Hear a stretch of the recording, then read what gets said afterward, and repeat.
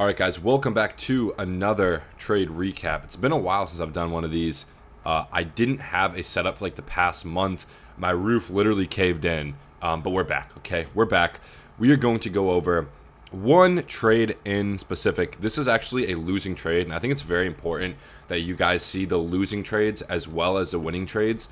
We did take a swing short here, and I actually just alerted the Discord to close 75% of it because I am seeing some bullish signs here. And I think we will eventually go back up to the 64K level, either before seeing more downside or seeing higher from there, right? Or seeing higher from there. But I want to go over a losing trade, okay? I think it's very important because this trade followed all of my rules, and this was a very good technical setup. It just happened to be a stop out.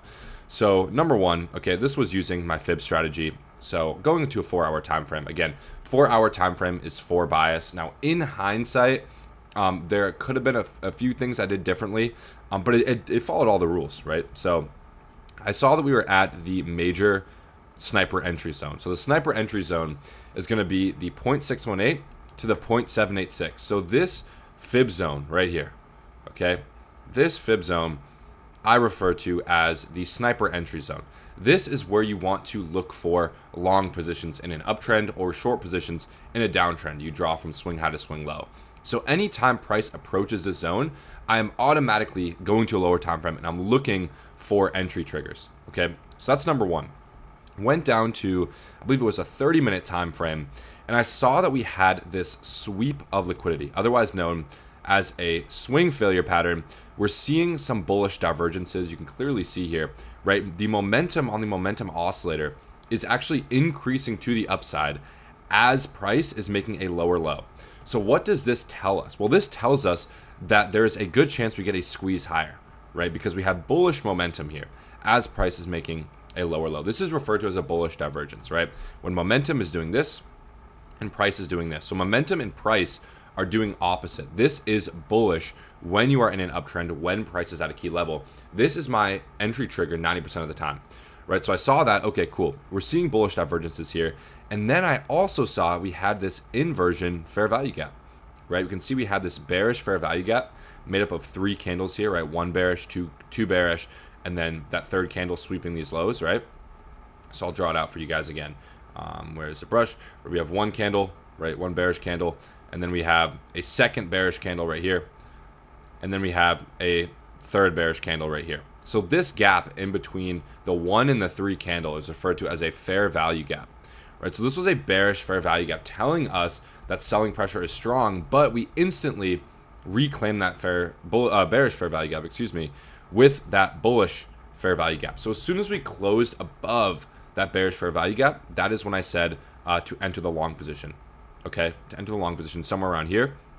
My stop loss was actually at this low to start, but really somewhere around here. If we get a close below this level, I would have just closed my position. But I'm targeting the external liquidity here for around a 6.5 risk to reward ratio, right? So I'm risking 1 to make 6.5. So risking 10 to make 65, risking 100 to make 650, risking 1,000 to make 6.5K.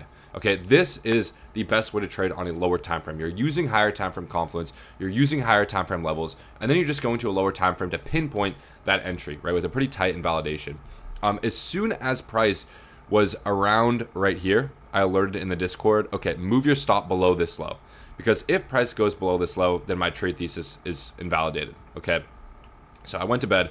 Of course, it hit my stop loss here, right? And I ideally, you should have moved it to break even. I said in the Discord, feel free to move to break even. But I wanted to let my thesis play out, right? And my thesis was wrong, okay? I thought we would continue up. I thought this was the last sweep of lows before we continue up. I was wrong, but this followed all my rules. And this is the importance of having a good trading strategy, okay? Being confident in your trading strategy, following your rules, and staying disciplined. Am I mad that I lost this trade? No, because I followed my rules. And this is what I want you guys to understand. Even if you follow your rules to a T, there will still be trades that you will get stopped out on, especially if your risk to reward is like 1 to freaking 10, There are going to be multiple stop outs in a row at times, and you have to be okay with that. It's a game of probability. It's a game of mathematics. You need to stay disciplined. But that was a trade, right? That was a stop out trade. And it's honestly still in my long zone here because we're still, on the hourly time frame and above. We're seeing massive bullish divergences here, right? Massive bullish divergences as price is remaining relatively flat, right? You can clearly see momentum moving to the upside, right? So price and momentum are doing the opposite. I think we will see a push up, guys. I want to see a push up. One of my trading rules as well is that if I get stopped out at a certain level, for example, I get stopped out here, I don't re-enter at or around this level, okay? I forget about it, I move on. So at this point, I'm looking for longs at the major support level, right? This is the next major support level here on a 4-hour time frame. So I'm looking for longs here, and I'm looking for short positions here, okay, with the bearish divs, or bullish or bearish divs if you're looking for long or short on a lower time frame for that entry confirmation. But yeah, wanted to do a trade recap. I think it's very important to show losses as well, because this was a hedge against our swing short. I said we're going in with smaller position size. We moved our stop loss up, so this shouldn't have been a big loss. This was like a 0.3R loss on this trade, but it's a 0.3R loss to make like 2R.